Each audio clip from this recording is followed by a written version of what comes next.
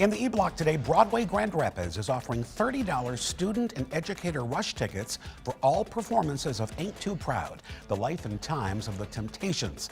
A valid school and military ID will be required, and the limit is 2 tickets per person. Ain't Too Proud is the new smash hit Broadway musical that follows the Temptations' extraordinary journey from the streets of Detroit to the Rock and Roll Hall of Fame. Now, all tickets are subject to availability, and they must be purchased in person 1 hour prior to the performance at DeVos Performance Hall box office. That show hits the stage at DeVos Performance Hall from March 29th until April 3rd. They have officially rolled out the red carpet in Hollywood, literally ahead of Sunday night's Oscars.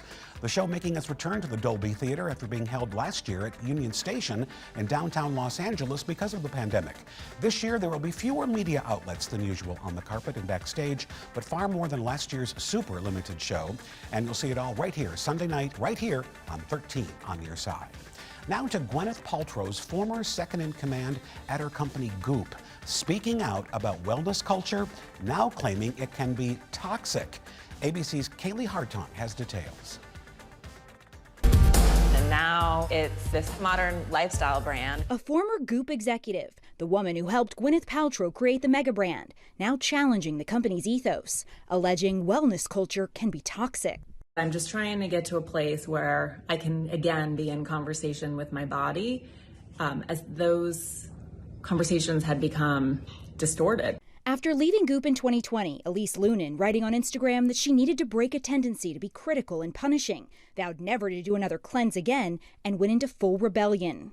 I've been eating like a teenager for 2 years and enjoying it, to be honest. Lunin now saying, I'm clearly being called back to a place somewhere in the middle because my stomach often hurts. I think we can all get wrapped up in trying to attain wellness, but it's not about a destination. It is a journey. And when we have quick fixes like cleanses and detox and short-term, I think, drastic measures, it isn't really cultivating health. And that's where wellness can be toxic. For 7 years, Lunin working closely alongside Paltrow to build the trend-setting Goop empire. I think self-care helps us change the conversation a little bit and kind of get into our bodies a little bit more. Though Paltrow is the undisputed face of the brand, Lunin, as its chief content officer, stepped into the spotlight as the co-host of the Goop podcast and a staple in the Netflix series The Goop Lab. How old are we?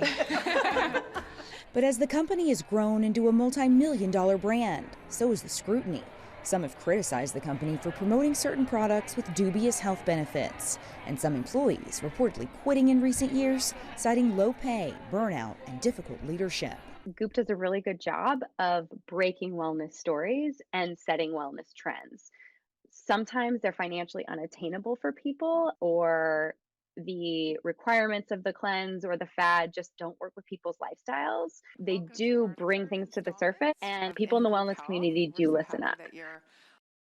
Elise now has her own podcast and a new book in the works, and she says she now refuses to punish herself with food. She says hopefully she's broken that cycle. Kaylee Hartung, ABC News, Los Angeles.